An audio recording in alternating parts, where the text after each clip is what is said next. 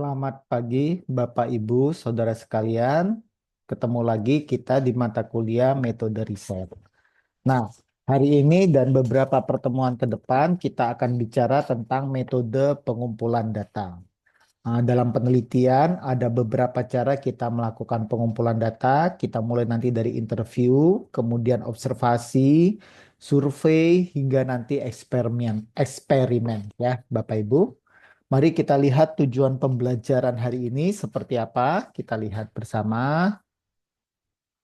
Nah, tujuan pembelajaran hari ini adalah Bapak Ibu bisa memahami bagaimana cara mengumpulkan data interview baik melalui interview personal maupun interview secara berkelompok ya. Nah, kita mulai dengan interview personal ya Bapak Ibu. Nah, teknik yang dapat digunakan untuk memperoleh data kualitatif, lazimnya dipakai untuk kualitatif interview ini adalah melalui in-depth interview, wawancara mendalam dengan seseorang. Atau bisa juga kita melalui wawancara dengan kelompok atau biasa kita sebut focus group discussion. Nah, ada pula nanti variasinya dengan menggunakan metode. Multi metode itu melibatkan wawancara dan menggabungkannya dengan observasi. Nah, penelitian kualitatif dapat dilakukan secara asinkron, beberapa peserta pada waktu yang berbeda, ataupun secara sinkronis. Artinya peserta kita lakukan wawancara dalam waktu yang bersamaan. Penelitian kualitatif dapat juga dilakukan dengan cara cross section, ya, misalnya satu interaksi per peserta selama periode penelitian atau dalam bentuk studi longitudinal. Jadi kita melihat interaksi dengan selama beberapa periode. Nah, penelitian kualitatif biasanya dibuat untuk menjelaskan kepada peneliti tentang proses dan makna atau alasan di balik terjadinya suatu fenomena. Menurut Judith Langer, itu salah seorang ahli kualitatif, menyatakan bahwa penelitian kualitatif adalah yang paling ideal jika peneliti ingin menggali perasaan, emosi seseorang, motivasi seseorang, persepsi seseorang, atau perilaku seseorang. Ya, jadi kalau kita ingin menggali lebih dalam mengapa orang melakukan sesuatu, bagaimana perasaannya, kemudian persepsinya, apa motivasinya, itu memang lebih tepat bila kita menggunakan interview untuk penelitian kualitatif. Nah, data kualitatif hanya berkaitan dengan teks saja. Namun hari ini dengan perkembangan software kita bisa menggabungkan antara yang verbal, visual, dan audio. Semua digabungkan sekaligus nanti melalui software-software komputer salah satunya NVivo. Nah, kemudian data dapat ditemukan baik dalam transkripsi wawancara ataupun FGD ataupun catatan-catatan lain yang diambil selama interaksi kita dengan informan. Nah, teknik kualitatif menghasilkan banyak kata dan gambar yang perlu dikode dan dianalisis oleh kita untuk mencari maknanya. Nah, jadi nanti perangkat lunak komputer, software, ini membantu kita dalam proses pengkodean dalam penelitian kualitatif. Bapak Ibu bisa mencari software-software penelitian kualitatif. NVivo biasanya kita pergunakan kalau nggak salah sudah edisi 8, versi 8, NVivo 8. Nanti Bapak Ibu bisa cari di e-commerce ya. Nah, harganya cukup murah. Tetapi nanti updating programnya jangan dilakukan karena nanti begitu updating program Bapak Ibu harus bayar lagi ya. Nah, dalam penelitian kualitatif, para peneliti dan manajer sebagai pihak yang menyandang dana penelitian seringkali memiliki keterlibatan yang signifikan dalam mengumpulkan dan menginterpretasi data. Jadi peneliti dapat berperan sebagai peserta atau katalis, juga berperan sebagai pengamat partisipan atau sebagai pewawancara. Nah, bagi wawancara kelompok mau wawancara individu, apakah FGD atau nanti in-depth interview, itu merupakan teknik utama dalam penelitian kualitatif ya Bapak Ibu. Nah, kemudian terkait orang yang diajak atau yang diamati, itu kita sebut informan, bukan responden. Kenapa? Karena dia memberikan informasi. Nah, informan ini tidak perlu sampel proyek dalam jumlah besar. Dalam penelitian kualitatif, kita biasanya menggunakan istilah saturasi data. Nah, saturasi data itu apa? Nah, ketika wawancara kita lakukan kepada beberapa pihak, pihak informan ke-8, 9, 10, kemudian kita tambahkan lagi informan ke-11, namun tidak ada lagi informasi dan wawasan baru yang muncul dari informan ke-11, maka berarti dikatakan data telah saturated. Artinya kita tidak perlu lagi menambah jumlah informan. Nah, sebagai panduan secara umum, Creswell and Creswell itu menyatakan kalau penelitian naratif itu biasanya cukup satu dua orang.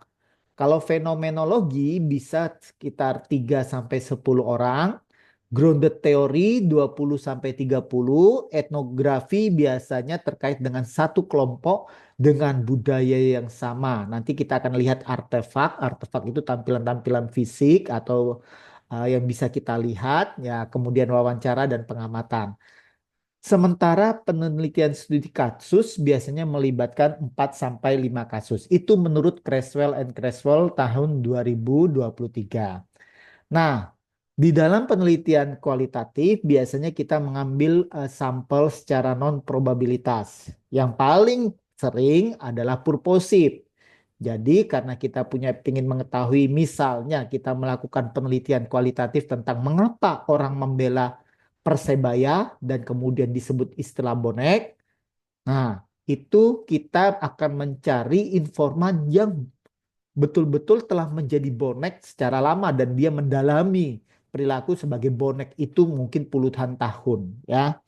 Nah, selain purposive, kita juga bisa menggunakan snowball. Minggu lalu kita sudah bicara tentang berbagai teknik non probabilitas termasuk snowball. Nah, bisa juga kita menggunakan convenience, namun ini tidak dianjurkan ya. Nah, terus setelah kita menentukan jumlah informan, kemudian bagaimana teknik pengambilan mencari informan tersebut, maka kita lakukan wawancara. Wawancara bisa tidak terstruktur atau unstructured interview, kemudian bisa pula semi structure ataupun bisa pula terstruktur. Bedanya apa? Yang ekstrim yang tidak terstruktur berarti pertanyaan itu mengalir. Jadi kita minta si informan bercerita, kemudian nanti kita tanya. Nah, pertanyaan antara satu informan dengan informan lain bisa saja berbeda karena tergantung ceritanya ya. Nanti tinggal kita mencari benang merahnya. Nah, kalau yang semi structure itu ada beberapa pertanyaan spesifik. Kemudian ada pertanyaan-pertanyaan tambahan terkait dengan respon dari para informan. Sementara kalau pertanyaan terstruktur berarti kita bertanya sesuai urutan-urutan yang telah kita siapkan dalam protokol interview kita. Nah, itu yang biasa kita lakukan. Nah, kemudian materi dari wawancara sebaiknya dipersiapkan sebelum Anda datang ke informan. Maka nanti biasanya ketika saudara membuat proposal penelitian kualitatif, saudara diminta membuat yang namanya protokol interview. Nah, nanti mulai dari tahap perkenalan, kemudian isi sampai dengan penutup ya. Jadi nanti saudara ada protokolnya, ada urutan-urutannya. Biasanya perkenalan berisi saudara memperkenalkan diri, menjelaskan tujuan wawancara ini apa, kemudian memastikan bahwa semua informasi ini adalah dijamin kerahasiaannya, serta saudara wajib meminta izin untuk merekam. Ya, jadi bila perlu saudara meminta tanda tangan bahwa Anda mohon izin untuk melakukan rekaman wawancara agar tidak ada efek-efek di belakangnya nanti. Nah, setelah kita melakukan perkenalan, kita mulai melakukan pertanyaan-pertanyaan. Biasanya dimulai dengan pertanyaan pemanasan yang santai-santai saja, jangan langsung yang berat ya. Setelah pertanyaan santai, baru kita to the point pada inti-inti pertanyaan kita sampai semuanya terjawab. Nah, setelah itu eh, saudara mulai menutup. Kalau dalam penutup, saudara mulai tanya konfirmasi ulang. Adakah jawaban awal kurang jelas atau tidak lengkap? Atau mungkin kita tidak paham, kita konfirmasi ulang sebelum kita akhiri apa itu wawancara tersebut ya. Nah, ketika melakukan wawancara, mungkin saja terjadi bias. Biasnya apa saja? Mungkin adanya ketidakterlibatan. Nah, ketidakterlibatan itu bisa disebabkan karena ketidakmampuan si informan menjawab atau informannya tidak mau menjawab. Karena ketidakmampuan dan ketidakmauan itu sesuatu yang berbeda. Atau juga bias itu terkait dengan tingkat kepercayaan yang mampu dibangun oleh si pewawancara. Sehingga pewawancara yang berpengalaman akan pertama kali itu membangun kepercayaan dari si informan terlebih dahulu. Kemudian juga bias terjadi ketika ada kondisi fisik, suasana di sekitar tempat wawancara itu berlangsung. Itu juga bisa mempengaruhi apa itu hasil wawancara kita. Nah, dalam melakukan wawancara, biasanya kita menggunakan skema terbalik ini, ya. Skema terbalik ini kita mulai dari isu-isu yang luas. Misalnya saya ingin bicara tentang perfilman, ya. Kita mulai dengan pertanyaan apa sih yang dianggap menghibur oleh para peserta itu? Nah, mungkin saja dia ada yang senang jalan-jalan, ada yang senang nonton film. Nah, setelah itu kita sempitkan film apa yang paling menghibur? Karena film itu kan banyak genre-genrenya. Ada genre romantis, ada genre thriller, ada genre macam-macam lah ya. Seperti itu, ada hantu-hantuan seperti itu ya. Setelah kita tahu jenis film yang dianggap menghibur oleh peserta, kemudian kita tanya, persempit lagi topik, apa yang paling menghibur bagi peserta? Misalnya dia senang film aksi, ya.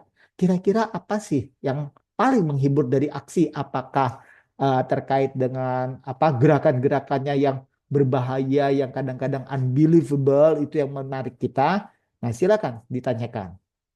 Terus nah, kita persempit lagi pada minat spesifik ya. Kita tanya lagi pada film bergenre aksi tersebut, sejauh mana urutan aksi yang dibuat dengan bantuan komputer membantu meningkatkan pengalaman menonton film tersebut. Kadangkala dia melakukan tindakan biasa kemudian nanti supaya ke apa itu aksinya kelihatan lebih heroik, lebih luar biasa dibantu dengan simulasi komputer. Itu sering terjadi dalam film-film kita di saat ini. Nah, inilah cara-cara kita melakukan wawancara mulai dari hal umum sampai dengan hal-hal yang sifatnya spesifik. Nah, wawancara bisa dilakukan baik secara langsung ataupun via telepon ya atau via Zoom. Sekarang ini kan sudah sangat apa itu sangat familiar. Keuntungan kalau via Zoom kita bisa melihat mimik mukanya walaupun kita mungkin tidak bisa melihat secara keseluruhan gerakan-gerakan dan lingkungan di sekitar si apa itu informan. Namun jauh lebih baik kita menggunakan Zoom daripada sekedar menggunakan telepon ya. Nah, ini di sini saudara dapat melihat kelebihan dan kelemahan dari wawancara baik langsung maupun via telepon. Kalau kelebihan wawancara langsung, kita dapat menyesuaikan pertanyaan yang diajukan. Apabila ada kebingungan, kita bisa memastikan melalui melihat gestur tubuh dia, melihat mimik wajah dia, kita tahu apakah dia bingung dengan pertanyaan kita atau tidak. Kemudian kita juga bisa menangkap sinyal-sinyal nonverbal, misalnya si informan merasa tidak nyaman dengan pertanyaan kita atau mengalami tekanan-tekanan dan itu tentu membuat si informan nanti bisa saja menjadi gelisah dan sebagainya. Nah, itu kelebihan wawancara langsung. Kita bisa melihat secara fisik dan mencatat apa yang terjadi pada si informan. Namun juga punya kekurangan tuh wawancara langsung. Nah, mungkin apalagi di Indonesia ya sebagai negara kepulauan mungkin kita membutuhkan informan yang berkualitas tapi ternyata informan itu ada di luar pulau dan kita membutuhkan waktu perjalanan yang lama dan tentu biaya yang besar. Nah, kemudian juga informan mungkin merasa kurang nyaman ketika kita berinteraksi langsung dengan si informan. Itu kelemahan dari wawancara langsung. Sebaliknya, kalau kita menggunakan via telepon, tentu kelebihannya kita bisa menjangkau seluruh pulau bahkan seluruh dunia, ya. Kemudian dari sudut pandang informan, hal ini kalau melalui telepon itu mengurangi ketidaknyamanan Kalau kadang-kadang mereka mungkin tidak nyaman kalau bertatap muka langsung mengemukakan pendapatnya di depan orang lain. Nah, dengan telepon kan dia tidak terlihat muka, maka itu membuat mereka lebih mudah mengeluarkan informasi. Nah, namun ada kekurangan apa itu wawancara melalui telepon, apa itu tiba-tiba saja nanti bisa saja si informan mengakhiri wawancara tiba-tiba atau terkait dengan gangguan sinyal juga seperti itu. Kemudian kadang-kadang itu membuat ketidaknyamanan informan karena menggunakan telepon itu membuat mungkin telinga panas dan sebagainya sehingga waktu harus betul-betul disetting dan eh, ditaati dan diinformasikan lebih dulu kepada si calon informan saudara. Nah, kita tidak dapat melihat respons suara atau bahasa tubuh, gestur tubuhnya seperti apa, mimik raut mukanya si informan seperti apa, itu kita tidak bisa lakukan bila mana melalui via telepon. Nah, kemudian berikutnya kita masuk pada interview kelompok. Kalau interview kelompok biasa ada macam-macam nih. Ada yang sifatnya 2 orang. Jadi kita sebut diet interview. Atau 3 orang, triad interview. Atau mini group 2 hingga 6 orang. Atau kelompok fokus atau fokus group discussion biasanya 6 sampai 10 orang. Dan inilah yang paling sering dipakai. FGD 6 sampai 10 orang atau bahkan super group. Super group itu sampai 20 orang. Nah, ketika kita menggunakan kelompok, pastikan aspek komposisi ini diperhatikan. Diharapkan suatu kelompok itu bisa bersifat beragam atau seragam, ya. Nah, ini kita harus bisa memetakan dan sesuaikan dengan kebutuhan penelitian kita.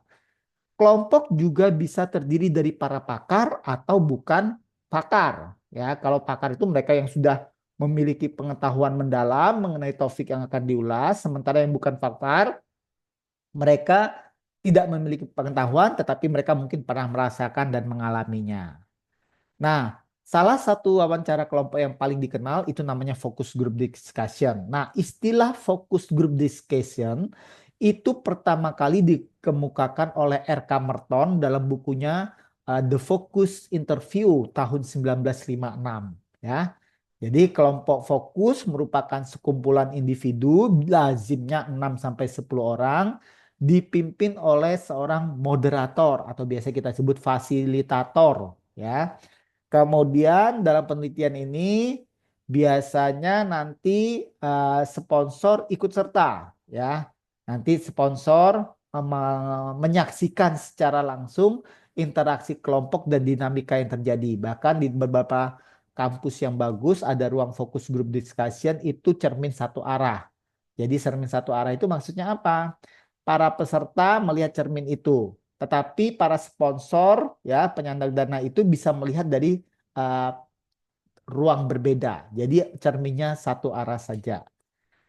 Nah, opsi ini umumnya tidak tersedia dalam in-depth interview. Ya, jadi biasanya kalau in-depth interview orang tidak mau diperhatikan oleh para sponsor. Tetapi dengan melalui focus group kita ada CCTV, kemudian ada cermin yang satu arah itu membuat sponsor bisa melihat secara langsung reaksi dari para informan. Nah, terus tugas moderator apa? Nah, tugas moderator yang paling penting adalah mengendalikan terutama pada pihak-pihak yang memiliki kepribadian dominan. Karena khawatirnya mereka menjadi dominasi di dalam kelompok tersebut sehingga bisa menekan mereka yang sifatnya introvert. Nah, itu perlu harus diperhatikan dan itu fungsi dari moderator atau fasilitator. Nah, itulah cara-cara kita melakukan teknik interview. Nanti mungkin kita perlu latihan dalam bentuk apa itu role playing. Demikian pembahasan kita hari ini.